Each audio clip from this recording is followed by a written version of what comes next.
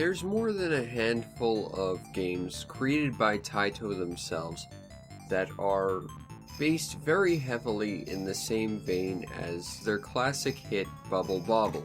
But unlike many games that take inspiration from Bubble Bobble, Don Dokudon by Taito themselves feels very much like it tries to be Bubble Bobble, but without any sort of real, unique concept of its own. And I hope you like that intro because that's pretty much the entire story of the game. Not much to talk about. It is an arcade game, so it's more focused on action than actual storytelling. And going back to the intro of this video, this game would probably be described by many as kind of like Bubble Bobble, but. And in this case, the but would be, instead of bubble-blowing humans turned into dinosaurs, you're gnomes, and instead of bubbles, you've got hammers. Other than that, it does feel basically like a beat-for-beat retread.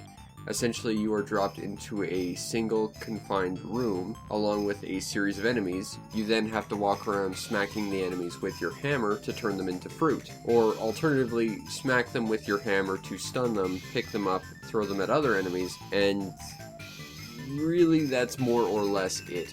To be fair, there are quite a few numbers of different hazards that get introduced later, as well as different enemy variations, but by and large it is a very simple concept that doesn't really ever get expanded upon beyond a few environmental hazards and power-ups, such as the ability to throw your hammer, or the ability to temporarily stun the entire room, just based on what power-ups you pick up.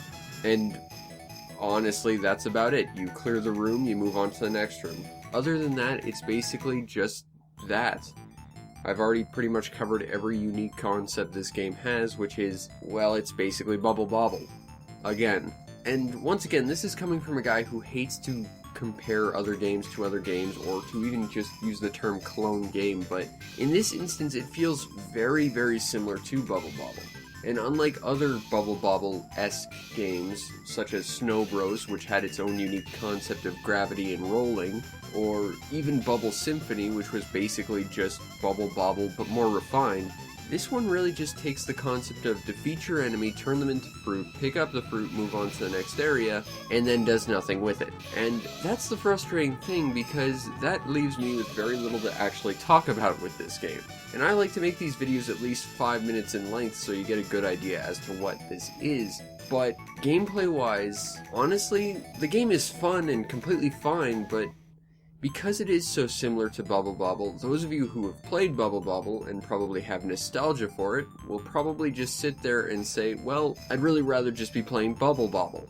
Case in point, I was literally staring at the NES Classic that was 5 feet away from my PS2, thinking I could be playing Bubble Bobble on that.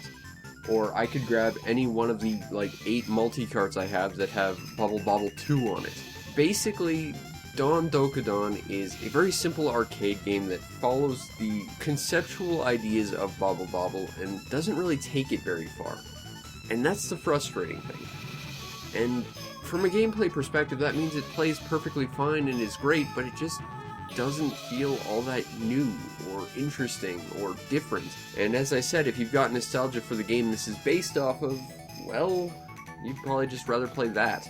The overall presentation to Don Dokudon is great. As one would expect from Taito, they did not skimp on how this game looks or sounds. There is a metric ton of different enemy characters, although I wish the environments were a little bit more varied. There are a fair number of them as well. I do quite enjoy the character animations, and honestly, it looks great in pretty much every regard. Audio-wise, this game is, like visuals, as one would expect from Taito, sounds great. The soundtrack itself, while not the most memorable or noteworthy, is fairly solid in its own regard. Honestly, you probably won't be humming any of the music a week from now, but it does what it needs to do, creating a catchy ambience that works very well in its own regard. And that is, at its core, Don Dokudon. If you want a copy of this, it was made available on the Famicom, which tends to sit at about $20 to $30. The PC Engine, which I couldn't actually find a price for a copy of, so I'm guessing it's not the most common variation of this game, and it did actually get a direct sequel on the Famicom.